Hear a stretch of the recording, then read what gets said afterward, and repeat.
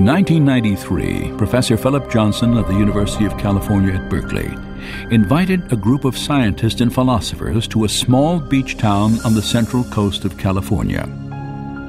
They came from major academic centers, including Cambridge, Munich, and the University of Chicago, to question an idea that had dominated science for 150 years. I think Pajaro Dunes represented a turning point for many of us. Individually, we all had questions about evolutionary theory, but when we came together, each person brought something of their own to the table, and suddenly we all had a glimpse of a new way of looking at life that none of us had individually seen before. I would have to say that this was an intense period of time in my life. It just seemed that there was something here much more intellectually satisfying than the view that I had held up until this time. Looking back on it now, I think that gave me the motivation to actually look at the evidence and just see where I thought it pointed. I realized that this was bigger than any one person or discipline, and this was the beginning of a community of scientists who are now willing to face the fundamental mystery of life's origin.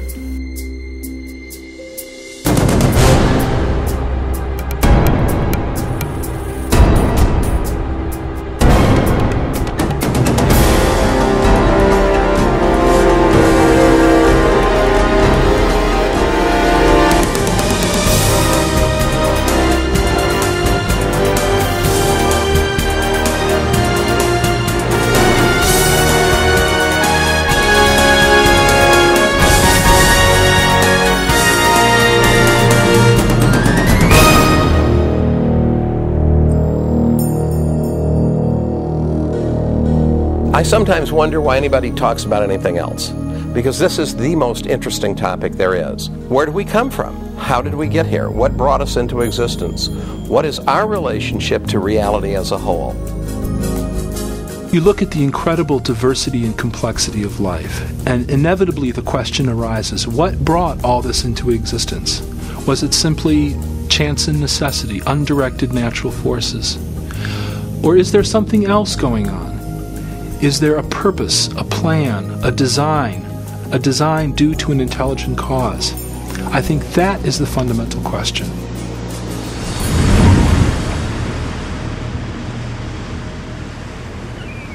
The scientists who came to Pajaro Dunes set out to re-examine the mystery of life's origin. For each had significant doubts about widely held evolutionary ideas. Among them, biochemist Michael Behe questioned how natural processes could have assembled the intricate structures found within living cells. Dean Kenyon was an evolutionary biologist who no longer thought that chemistry alone could account for the origin of life on Earth. And Stephen Meyer, Paul Nelson, and William Dembski were seeking a new approach, one that could explain the origin of the genetic information encoded in living organisms. These scientists and philosophers began to formulate an alternative to the central theory of modern biology, a theory born in the mind of a British naturalist. His name was Charles Darwin.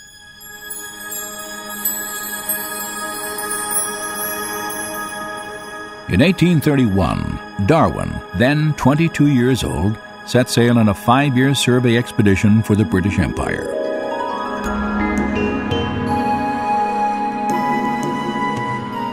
He journeyed from England on the HMS Beagle, traveling around the southern tip of South America, then north toward a chain of volcanic islands in the Pacific called the Galapagos.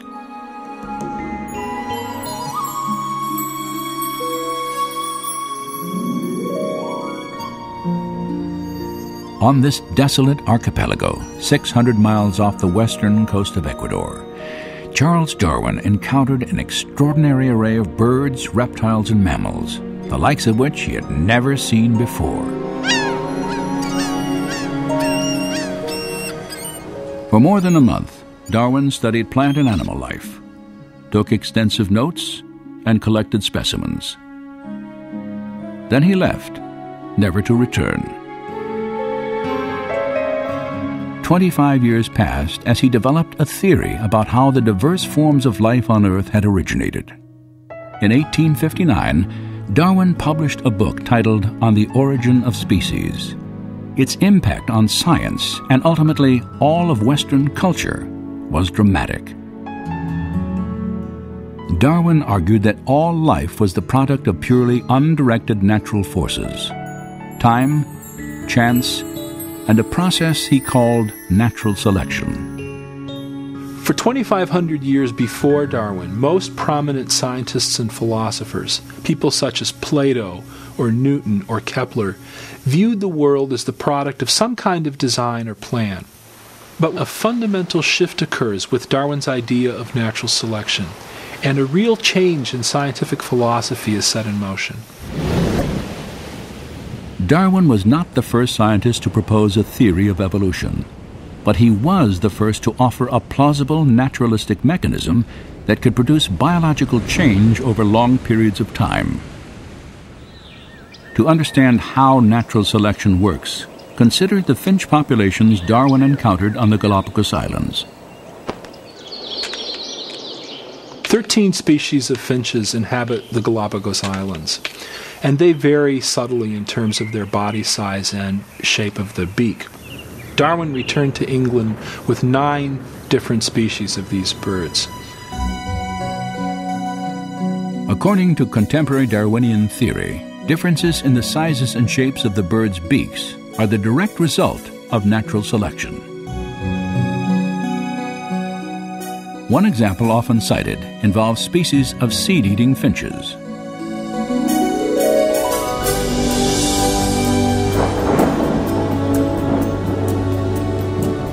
Following seasons of heavy rain, small, soft seeds are plentiful throughout the islands. Birds with short beaks can easily gather food.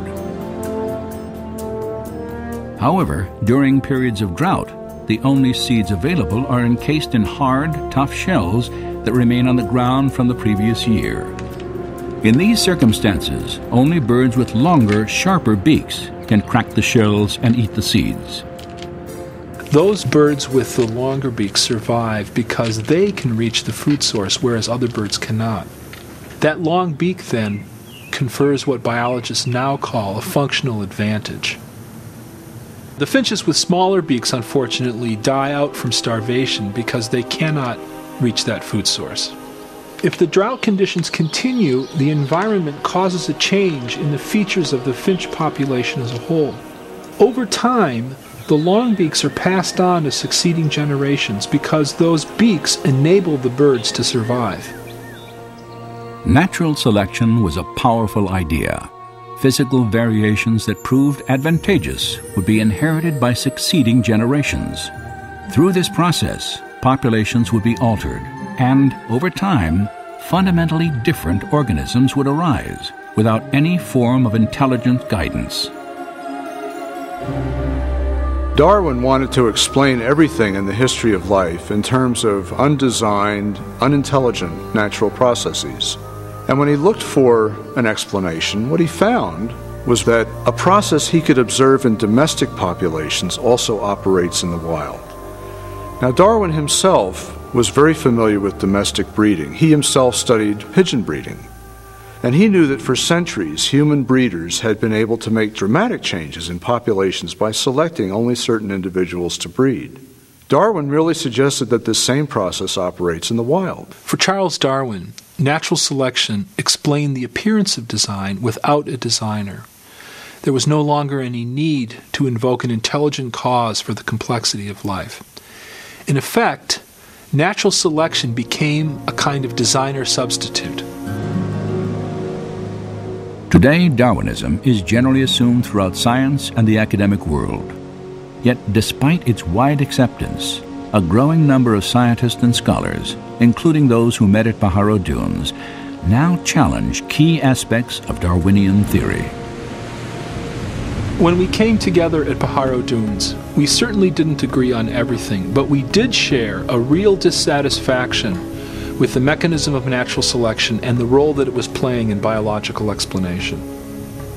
Natural selection is a real process, and it works well for explaining certain limited kinds of variation. small-scale change. We have lots of examples of that, in fact.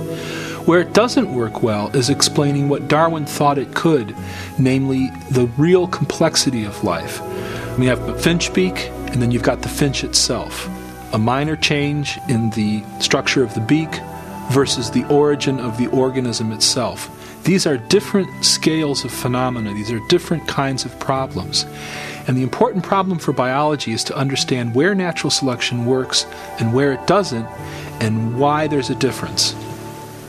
Evidence is very powerful, and all of us have the sense that if we let that evidence speak for itself, that it would lead us in a very different direction, away from natural selection and towards a different conclusion about the origin and nature of life on Earth.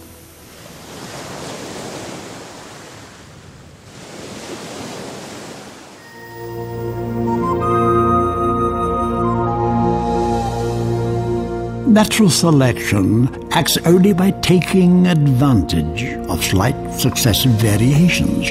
She can never take a great and sudden leap, but must advance by short and sure, though slow steps.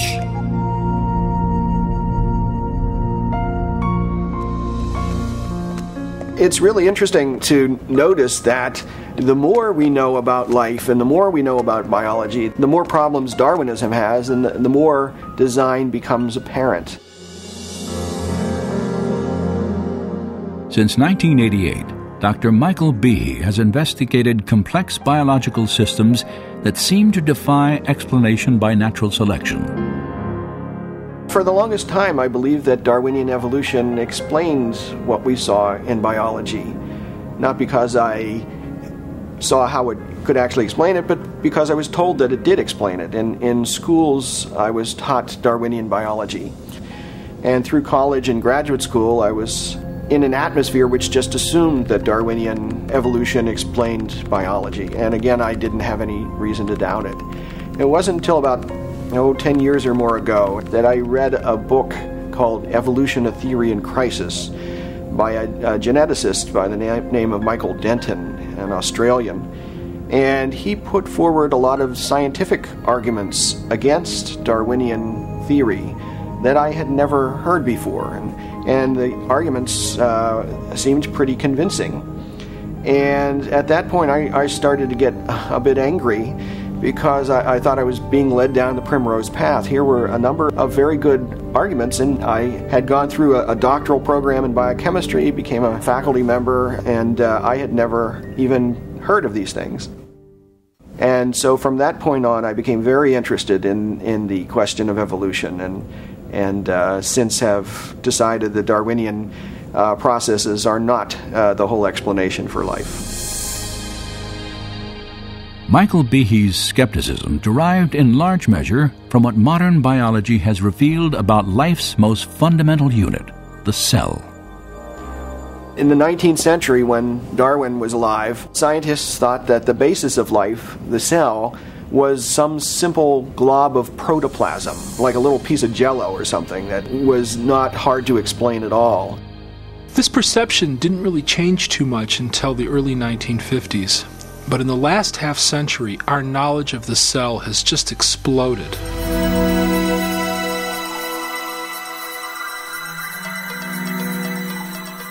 Today, powerful technologies reveal elaborate microscopic worlds.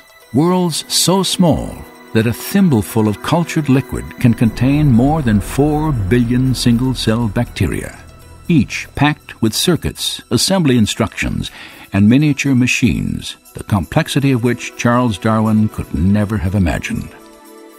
At the very basis of life, where molecules and cells run the show, we've discovered machines, literally molecular machines. There are little molecular trucks that carry supplies from one end of the cell to the other. There are machines which capture the energy from sunlight and turn it into usable energy. There are as many molecular machines in the human body as there are functions that the body has to do. So if you think about hearing, seeing, smelling, tasting, feeling, blood clotting, respiratory action, the immune response, all of those require a host of machines. When we look at these machines, we ask ourselves, where do they come from? And the standard answer, Darwinian evolution, is very inadequate in my view. In speaking on the topic of scientific naturalism and evolution... During the early 1990s, at a series of academic conferences, Behe first shared his doubts about the ability of natural selection to construct complex molecular machines. One machine particularly attracted his attention. I remember the first time I looked in a biochemistry textbook and I saw a drawing of something called a bacterial flagellum with all of its parts in all of its glory. It had a propeller and the hook region and the drive shaft and the motor and so on. I looked at that and I said, that's an outboard motor. That's designed, that's no chance assemblage of parts. Behe's reaction was not surprising. For the molecular motors that drive bacteria through liquid each depend upon a system of intricately arranged mechanical parts. These parts come into focus when portions of a cell are magnified 50,000 times. Biochemists have used electron micrographs like this one to identify the parts and three-dimensional structure of the flagellar motor.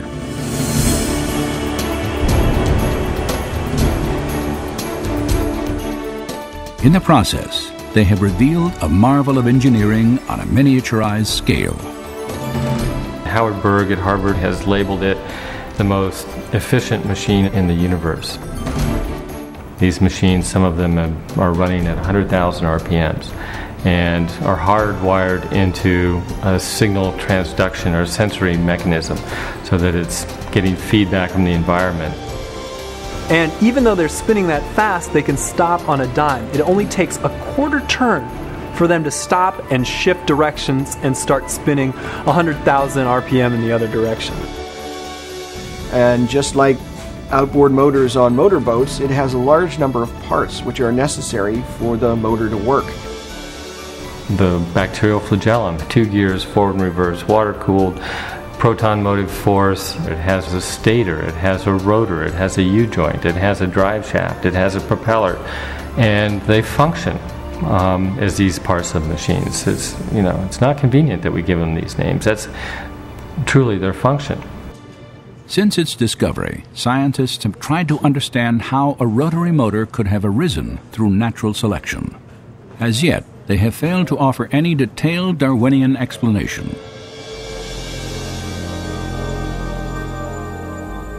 To see why, we must understand a feature of molecular machines known as irreducible complexity.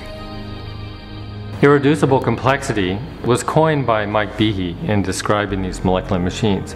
Basically what it says is that you have multi-component parts to any given organelle or system in a cell, all of which are necessary for function. That is, if you remove one part, you lose function of that system. The idea of irreducible complexity can be illustrated by a familiar, non-biological machine, a mousetrap. The trap is composed of 5 basic pieces: a catch to hold the bait, a strong spring, a thin bent rod called the hammer, a holding bar to secure the hammer in place, and a platform upon which the entire system is mounted. If any one of these parts is missing or defective, the mechanism will not work. All components of this irreducibly complex system must be present simultaneously for the machine to perform its function, catching mice. Irreducible complexity also applies to biological machines, including the bacterial flagellar motor. All told, there are about 40 different protein parts which are necessary for this machine to work. And if any of those parts are missing, then either you get a flagellum that doesn't work because it's missing the hook or it's missing the drive shaft or whatever, or it doesn't even get built within the cell.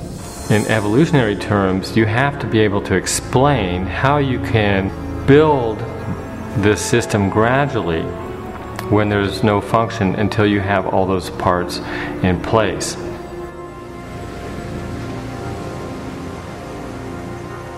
The irreducible complexity of molecular machines poses a severe challenge to the power of natural selection. According to Darwin's theory, even very complex biological structures like an eye, an ear, or a heart can be built gradually over time in small incremental steps. Yet, as Darwin made clear, natural selection can only succeed if these random genetic changes provide some advantage to the evolving organism in its struggle for survival. As I have attempted to show, it is not necessary to suppose that the modifications were all simultaneous if they were extremely slight and gradual. Natural selection is scrutinizing the slightest variations, rejecting those that are bad, preserving and adding up all that are good. But could Darwin's small, favorable variations have produced a bacterial flagellum? Some scientists doubt the possibility. How could something new, like a bacterioflagellar motor and all of the components that go with it, how could it develop out of a population of bacteria that don't have that system? When each change, according to Darwin's theory, has to provide some kind of advantage. Imagine such a scenario early in the Earth's history. An evolving bacterium somehow develops a tail and perhaps even the pieces necessary to attach it to the cell wall. Yet without a complete motor assembly, this innovation would provide no advantage to the cell. Instead, the tail would lie immobile and useless, invisible to natural selection, which by definition can only favor changes that aid survival. The logic of natural selection is very demanding. Unless the flagellum mechanism is completely assembled and actually works, natural selection simply cannot preserve it. It cannot be passed on to the next generation. The important thing to realize about natural selection is it selects only for a functional advantage. In most cases, natural selection actually eliminates things that have no function or that have a function that harms the organism. So if you had a bacterium with a tail that didn't function as a flagellum, chances are natural selection would eliminate it. The only way you can select for a flagellum is if you have a flagellum that works, and that means you have to have all the pieces of the motor in place to begin with. So natural selection can't get you the bacterial flagellum. It can only work after the flagellum is there and operating. In 1996, Michael Behe published a book titled Darwin's Black Box. In it, he argued that natural selection, Darwin's designer substitute, could not explain the origin of the bacterial flagellum or any other irreducibly complex biological system. Instead, Behe concluded that the integrated complexity of these systems pointed to intelligent design. Darwin's black box created immediate controversy. Over 75 publications, including some of the world's leading newspapers and scientific journals, reviewed the book. Some scientists praised Behe's work, while others dismissed it as unscientific and religiously motivated. Behe's critics also insisted that he had underestimated the power of natural selection. They argued that the flagellar motor could have been constructed from parts used to build simpler molecular machines, like this needle-nose cellular pump. If the components of the pump already existed, they could have been preserved by natural selection even before the bacterial motor arose. This theory is called co-option. It's essentially saying that evolution or natural selection at some point was able to borrow components of one molecular machine and build a new machine with some of these components. Scott Minnick has studied the flagellar motor for nearly 20 years. His research has led him to challenge the co-option argument. With a bacterial flagellum, you're talking about a machine that's got 40 structural parts. Yes, we find 10 of them are involved in another molecular machine, but the other 30 are unique. So where are you going to borrow them from? Eventually, you're going to have to account for the function of every single part as originally having some other purpose. So you can only follow that argument so far until you run into the problem of you're borrowing parts from nothing. But even if you concede that you have all the parts necessary to build one of these machines, that's only part of the problem. Maybe even more complex, I think more complex, is the assembly instructions. That is never addressed by opponents of the irreducible complexity argument. Studies of the bacterial motor have indeed revealed an even deeper level of complexity, for its construction not only requires specific parts, but also a precise sequence of assembly. You've got to make things at the right time. You've got to make the right number of components. You've got to assemble them in a sequential manner. You've got to be able to tell if you've assembled it properly so that you don't waste energy building a structure that's not going to be functional. Building a molecular machine has been compared to the construction of a house, where workers follow a detailed blueprint and plan for assembly. The foundation of a house is poured before the walls are erected. Plumbing and electrical fixtures are installed prior to enclosing the walls of the structure. Windows must be hung before siding is applied, and shingles are attached only after plywood sheets are nailed to the rafters. So it is with the construction of a flagellar motor. You build this structure from the inside out. You are counting the number of components in a ring structure or the stator, and once that's assembled, there's feedback that says, okay, no more of that component now. A rod is added, a ring is added, another rod is added, a U-joint's added. Once the U-joint's at a certain size and a certain degree of bend, about a quarter turn, that's shut off, and then you start adding components for the propeller. These are all made in a precise sequence, just like you would build a building. To build a motor correctly requires a complex system of machines that coordinate the timing of the assembly instructions. But how could natural selection construct such a system? The co-option argument doesn't explain this. You see, in order to construct that flagellar mechanism, or tens of thousands of other such mechanisms in the cell, you require other machines to regulate the assembly of these structures. And those machines themselves require machines for their assembly. If even one of these pieces is missing or put in the wrong place, your motor isn't going to work. So this apparatus to assemble the flagellar motor is itself irreducibly complex. In fact, what we have here is irreducible complexity all the way down. We know a lot about the bacterial flagellum. We still have a lot to learn, but we know a lot about it. And there's no explanation for how this complex molecular machine was ever produced by a Darwinian mechanism. 150 years ago, scientists did not know about irreducibly complex molecular machines. Yet Charles Darwin anticipated the difficulty that systems such as these could pose to his theory. If it could be demonstrated that any complex organ existed which could not possibly have been formed by numerous successive, slight modifications, my theory would absolutely break down.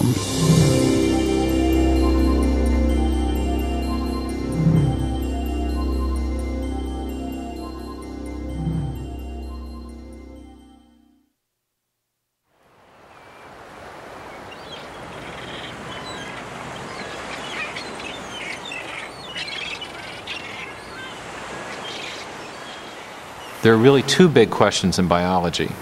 How do you get new living forms with new structures like wings and eyes from life that already exists? And secondly, how did life originate on Earth in the first place?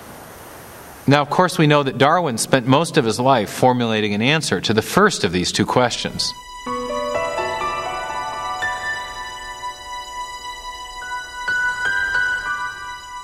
Charles Darwin compared the history of life on Earth to a great branching tree. The base of the tree represented the very first living cell, and the branches were new and more complex life forms that had evolved over time from the first primitive organism. Darwin was trying to explain how the branches on the tree of life originated. He was trying to show how natural selection could have modified existing organisms to produce the great diversity of plant and animal life that fills the earth today. But when it came to the base of the tree, which represented the origin of the first life, the first living cell, Darwin had very little to say. In fact, in The Origin of Species, he didn't even address the question of how life might have originated from non-living matter. The only glimpses we have of Darwin's opinions on the subject appear in a letter he wrote to a colleague named Joseph Hooker.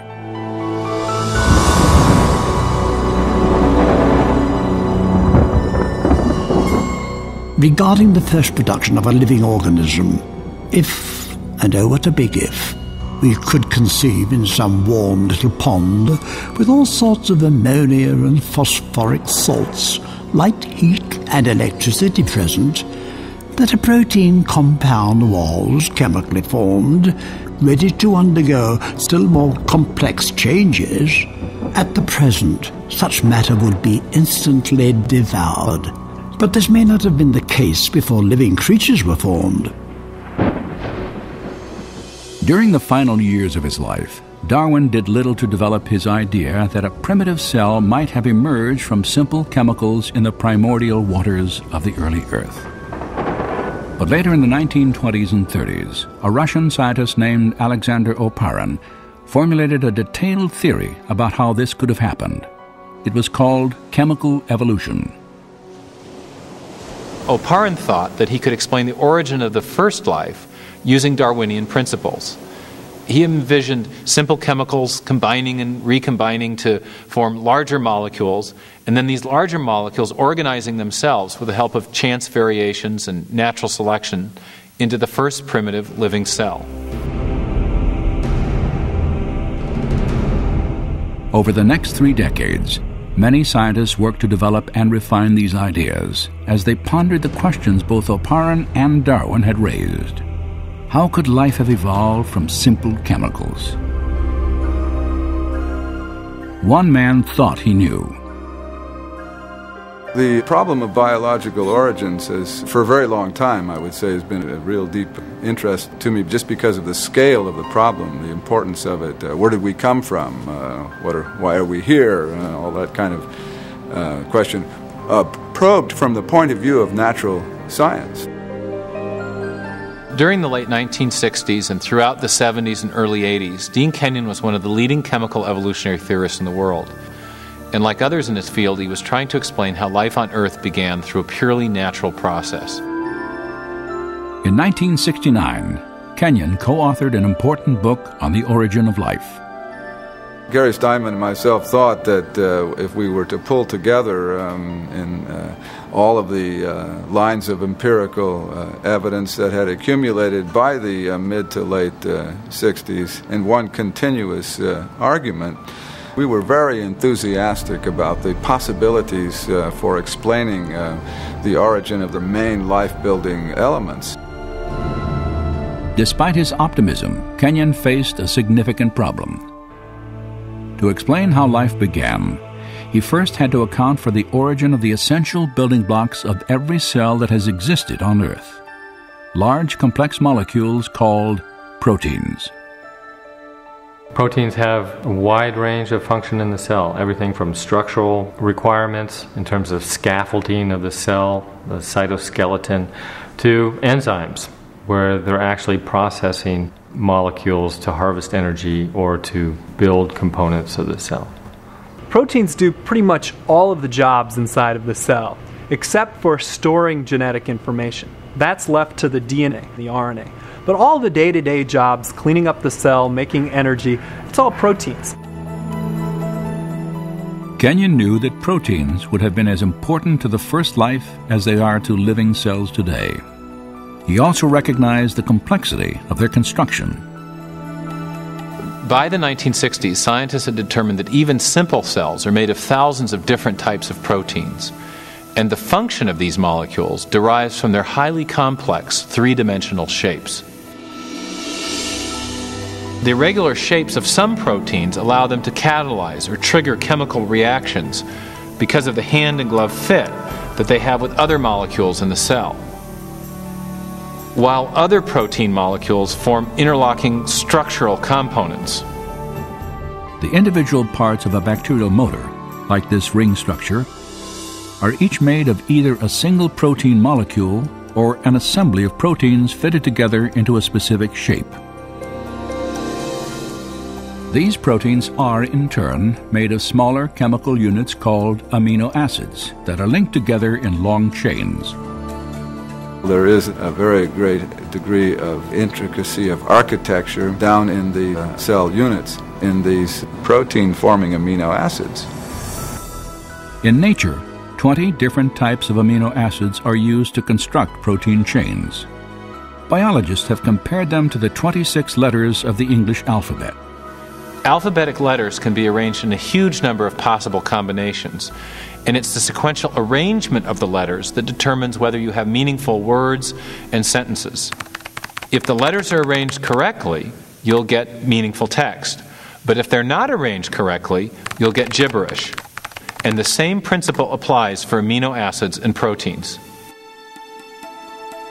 There are at least 30,000 distinct types of proteins, each made of a different combination of the same 20 amino acids. They are arranged, like letters, to form chains, often hundreds of units long. If the amino acids are sequenced correctly, then the chain will fold into a functioning protein. Proteins are arranged with their amino acids in such a way that the amino acids collapse on each other into an architecture that is pre-programmed by the order of the amino acids. It folds into a certain structure, and that structure can do a certain function. So all proteins in the cell have a certain three-dimensional pattern that's based on the arrangement of amino acids in the chain. This arrangement is critical, for if the amino acids are incorrectly sequenced, a useless chain forms, and instead of folding into a protein, it will be destroyed in the cell. Proteins, like written languages or computer codes, have a high degree of specificity. The function of the whole depends upon the precise arrangement of the individual parts. But what produces the precise sequencing of amino acids that gives rise to the specific shapes and functions of proteins? During the 1950s and 60s, discoveries about protein structure forced biologists to confront this mystery. Dean Kenyon believed he could solve it. In his book Biochemical Predestination, Kenyon and his co-author Gary Steinman proposed an intriguing theory. Kenyon wrote, "Life might have been biochemically predestined by the properties of attraction that exist between its chemical parts, particularly between amino acids in proteins." At the time that biochemical predestination came out, I and my co-author were totally convinced that we had the scientific explanation for origins. Kenyon proposed that the chemical properties of the amino acids caused them to be attracted to each other, forming the long chains that became the first proteins, the most important components in the living cell. And this meant that life was effectively inevitable, predestined by nothing more than chemistry. Many scientists embraced Kenyon's ideas, and over the next 20 years, Biochemical Predestination became a best-selling text on the theory of chemical evolution. Yet 5 years after the book's publication, Kenyon quietly began to doubt the plausibility of his own theory. It was during that whole period of time that my doubts about certain aspects of the evolutionary account became apparent. When coming into contact with a powerful counter-argument given to me by one of my students, and I could not refute that counter-argument. Kenyon was challenged to explain how the first proteins could have been assembled without the help of genetic instructions.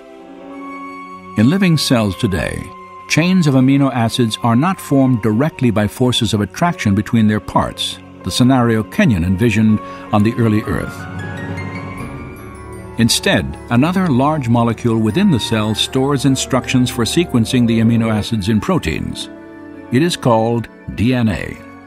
Initially, Kenyon believed that proteins could have formed directly from amino acids without any DNA assembly instructions.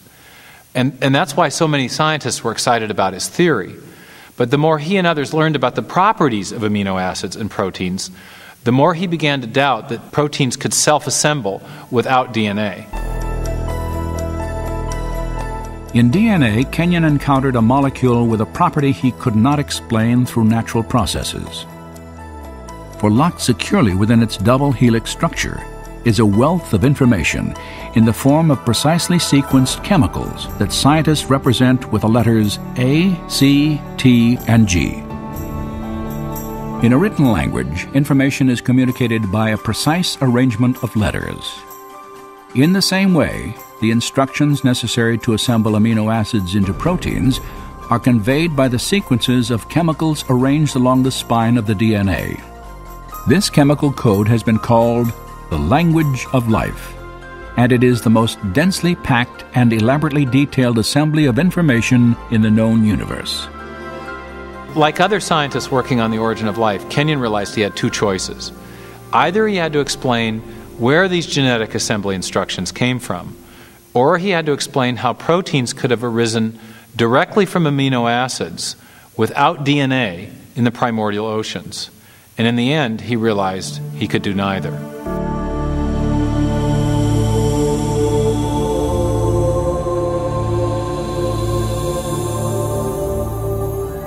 It's an enormous problem how you could get together in one tiny submicroscopic volume of the primitive ocean all of the hundreds of different molecular components you would need in order for a self-replicating cycle to be established.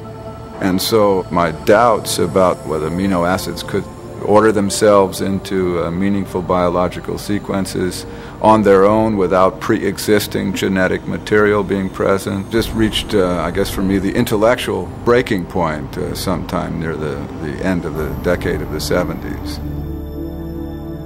As Kenyon reevaluated his theory, new biochemical discoveries further weakened his conviction that amino acids could have organized themselves into proteins. The more I conducted my own studies, including a period of time at NASA Ames Research Center, the more it became apparent that there were multiple difficulties with the chemical evolution account. And further experimental work showed that amino acids do not have the ability to order themselves into any biologically meaningful sequences. Faced with mounting difficulties in his own theory and a growing body of scientific data about the importance of DNA, Kenyon was forced to confront the absolute necessity of genetic information.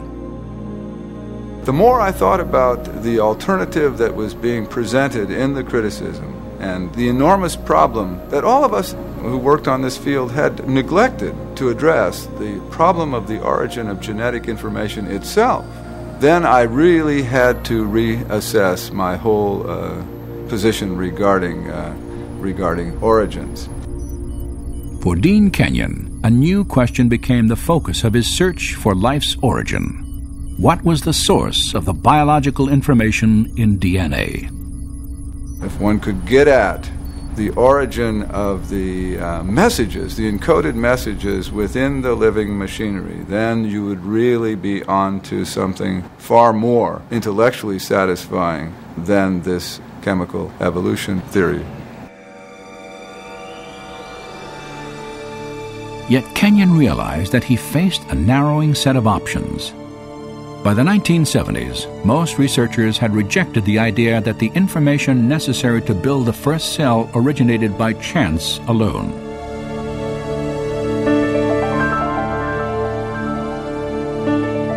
To understand why, consider the difficulty of generating just 2 lines of Shakespeare's play Hamlet by dropping Scrabble letters onto a tabletop. Then considered that the specific genetic instructions required to build the proteins in even the simplest one-celled organism would fill hundreds of pages of printed text. Of course, serious origin of life biologists did not believe that life had arisen by chance alone. Instead, they envisioned natural selection acting on random variations among chemicals to produce the first life. But there was a problem with this proposal. By definition, natural selection could not have functioned before the existence of the first living cell, for it can only act upon organisms capable of replicating themselves, cells equipped with DNA that pass on their genetic changes to future generations. Without DNA, there is no self-replication. But without self-replication, there is no natural selection. So you can't use natural selection to explain the origin of DNA without assuming the existence of the very thing you're trying to explain. Chance, natural selection, and his own theory of self-organization had all failed to explain the origin of genetic information. Now Kenyon saw only one alternative. We have not the slightest chance of a chemical evolutionary origin for even the simplest of cells.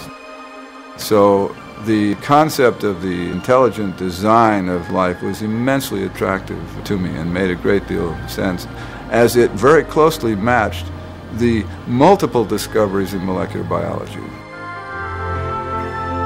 In the years since Kenyon's rejection of chemical evolution, science has revealed the details of an entire system of information processing that bears the hallmarks of intelligent design.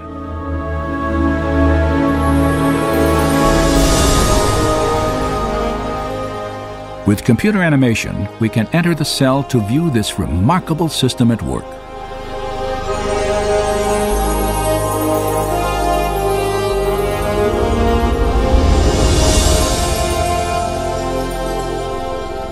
After entering the heart of the cell, we see the tightly wound strands of DNA, storehouses for the instructions necessary to build every protein in an organism.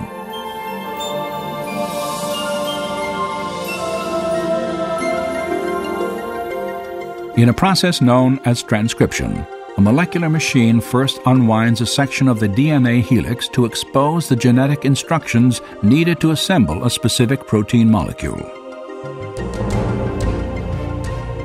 Another machine then copies these instructions to form a molecule known as messenger RNA.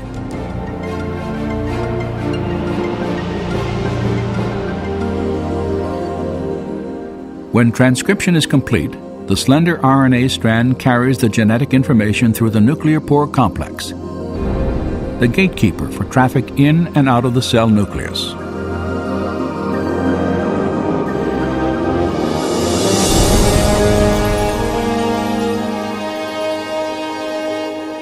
The messenger RNA strand is directed to a two-part molecular factory called a ribosome. After attaching itself securely, the process of translation begins.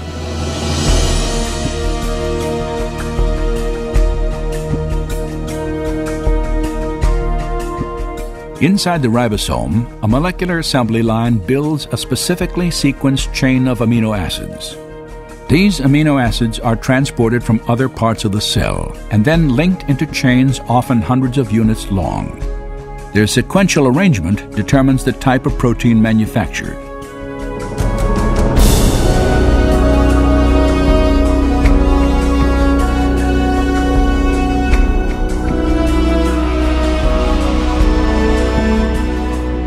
When the chain is finished, it is moved from the ribosome to a barrel-shaped machine that helps fold it into the precise shape critical to its function.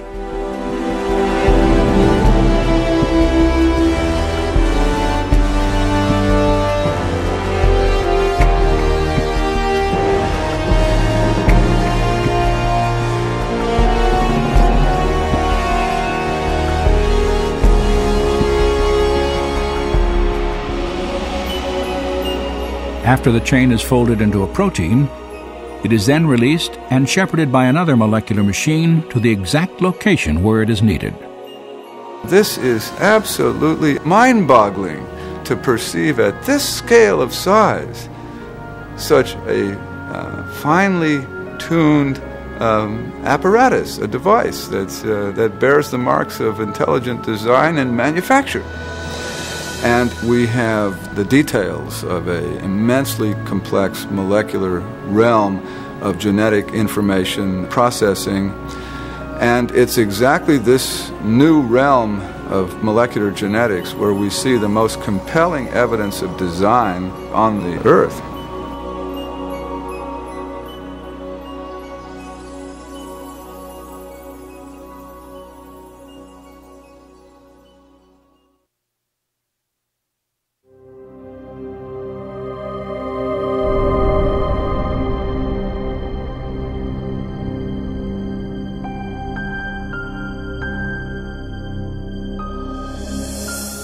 When I look at molecular machines or the incredibly complex process by which cells divide, I want to ask, is it possible that these things had an intelligence behind them, that there was a plan or a purpose to this structure?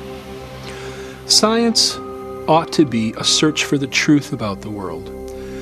Now, we shouldn't prejudge what might be true. We shouldn't say, I don't like that explanation, so I'm going to put it to one side. Rather, when we come to a puzzle in nature, we ought to bring to that puzzle every possible cause that might explain it. One of the problems I have with evolutionary theory is it artificially rules out a kind of cause even before the evidence has a chance to speak. And the cause that's ruled out is intelligence. Since the late 19th century, since the time of Darwin, in fact, in part because of Darwin's writing in The Origin of Species, scientists came to accept a convention, a definition of science that excluded the possibility of design as a scientific explanation. And that convention has a name. It's called methodological naturalism. And it just means that if you're going to be scientific, you must limit yourself to explanations that invoke only natural causes. You can't invoke intelligence as a cause. And yet, curiously, we make inferences to intelligence all the time. It's part of our ordinary reasoning to recognize the effects of intelligence. Consider, for example, these hieroglyphic messages carved upon the ruins of Egyptian monuments. No one would attribute the shapes and arrangements of these symbols to natural causes like sandstorms or erosion. Instead, we recognize them as the work of ancient scribes, intelligent human agents. Similar reasoning leads us to conclude that the mysterious stone figures on the shores of Easter Island were not formed by the actions of wind and water over great periods of time. Nor do we presume that plants could grow into these familiar shapes without some manner of intelligent guidance. Of course, we make these inferences all the time, and we know they're correct. But the question is, on what basis do we make these inferences? What are the features that enable us to recognize intelligence? Recently, in a book titled The Design Inference, mathematician William Dembski has made an important breakthrough in understanding design reasoning. Dembski has identified the specific features of artifacts that cause us to recognize prior intelligent activity. I came to this by trying to look at how do we reason about design? What are the logical moves that we have to go through in order to come to a conclusion of design? So what I'm trying to do is to establish reliable, empirical, scientifically rigorous criteria for deciding whether something is in fact designed. So I was looking at the logic of it. And what I found was you need improbability and you need specification, the right sort of pattern, these objective patterns. According to Dembski, human beings correctly detect the activity of intelligence whenever they observe a highly improbable object or event that also matches a recognizable pattern. Just such a pattern is found in the Black Hills of South Dakota. If you travel through the West, you'll see lots of different shapes on mountainsides, most of which mean nothing at all. They're just rocks strewn in various patterns. But what you don't see are the faces of Lincoln, Jefferson, Teddy Roosevelt, and George Washington on mountainsides. The only place you see that is in South Dakota. And the reason it's there is because a sculptor, an eccentric sculptor, decided that he wanted to honor these presidents by spending the larger part of his life chiseling their faces in the side of that mountain. That pattern is improbable. A random hillside is also improbable, but a random hillside doesn't specify anything. We do know, though, that there were 4 guys who were presidents of the United States who had particular patterns with their faces, and those patterns on the mountainside in South Dakota match faces elsewhere. If I look up and see the faces, I immediately recognize that they match the faces of the 4 presidents that are known from money or portraits at the National Gallery or paintings and books. And so I realized when I look at Mount Rushmore, we have not only a highly improbable configuration of rock, but one which matches an independently given pattern that reliably indicates intelligence. So we have a small probability, specification, its design.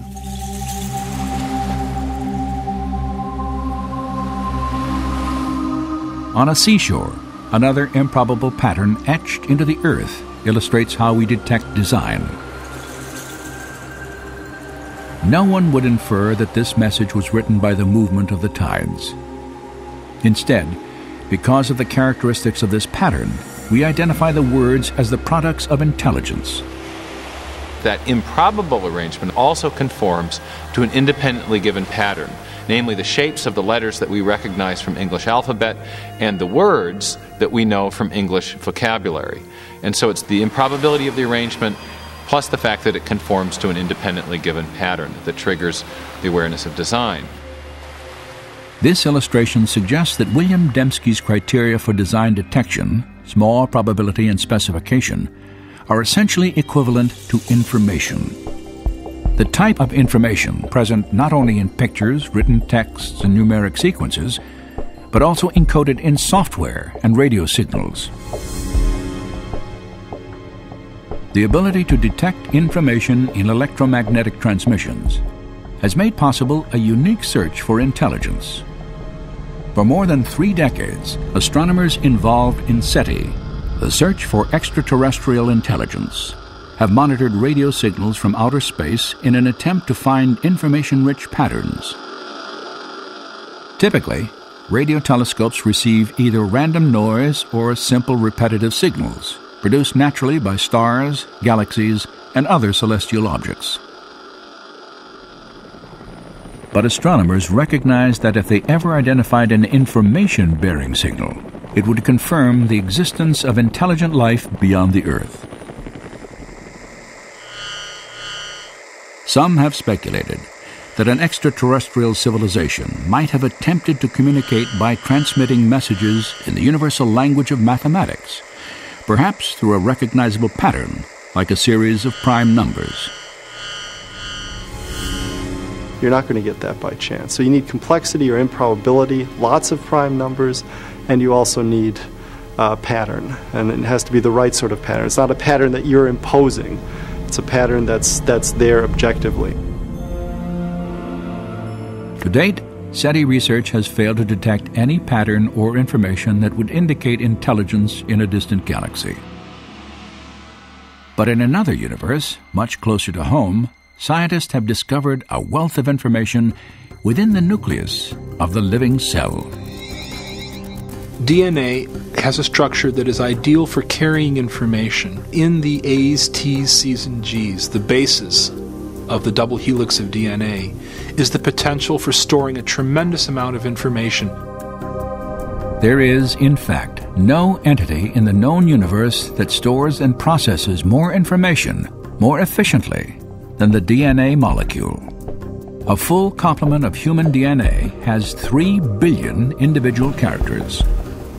Analysis of the DNA molecule's coding regions show that its chemical characters have a specific arrangement that allows them to convey detailed instructions or information, much like letters in a meaningful sentence or binary digits in a computer code.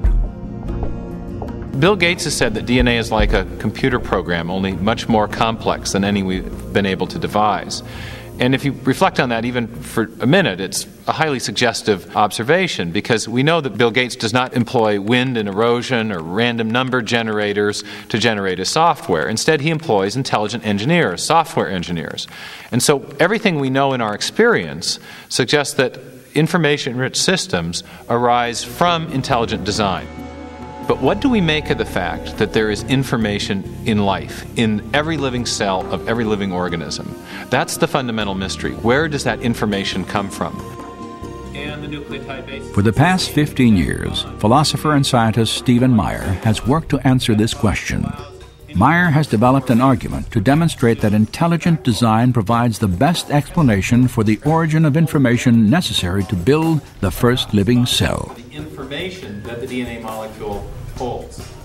It's part of our knowledge base that intelligent agents can produce information-rich systems. So the argument is not based on what we don't know, but it's based on what we do know about the cause and effect structure of the world.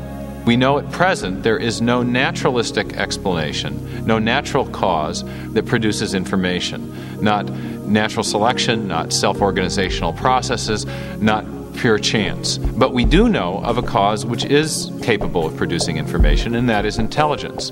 So when people infer design from the presence of information in DNA, they're effectively making what's called in the historical sciences an inference to the best explanation.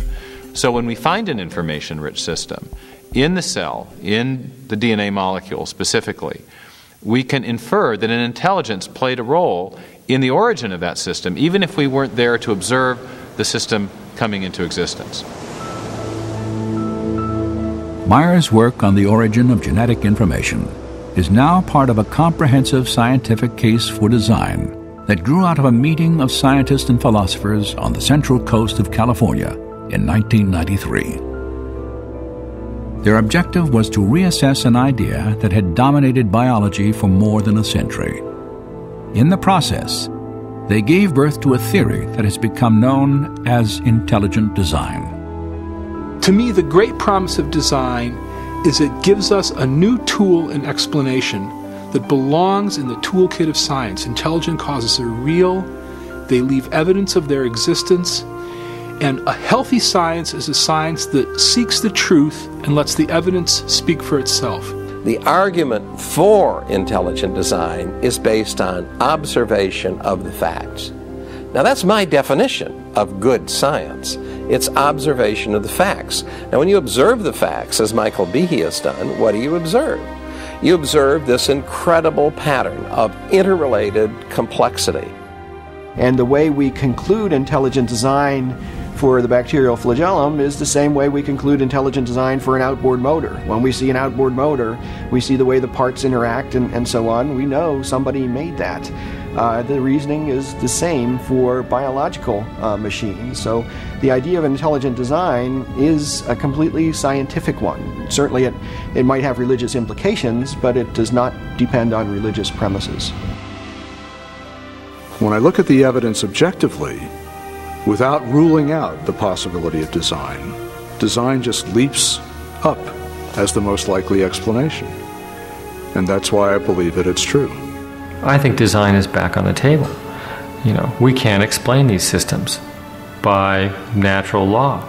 And if we're searching for truth, and they are in fact designed, if we have to be design engineers to understand them, then I say, what's the problem? You know, you go where the data leads you. And the implications, yeah, they have profound metaphysical implications, but so be it.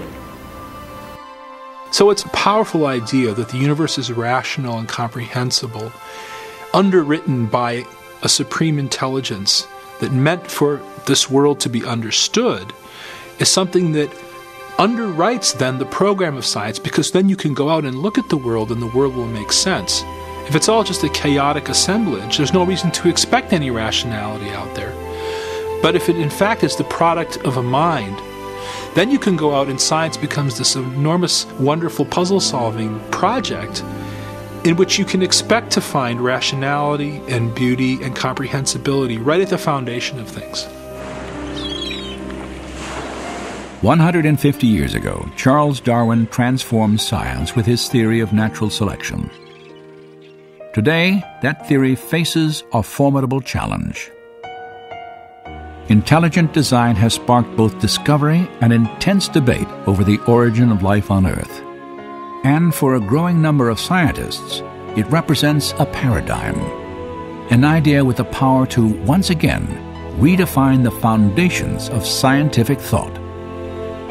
During the 19th century, scientists believed that there were two fundamental entities, matter and energy. But as we enter the 21st century, there's a third fundamental entity that science has had to recognize, and that is information. And so as we encounter the biology of the information age, the suspicion is growing that what we're seeing in the DNA molecule is actually an artifact of mind, an artifact of intelligence, something that can only be explained by intelligent design.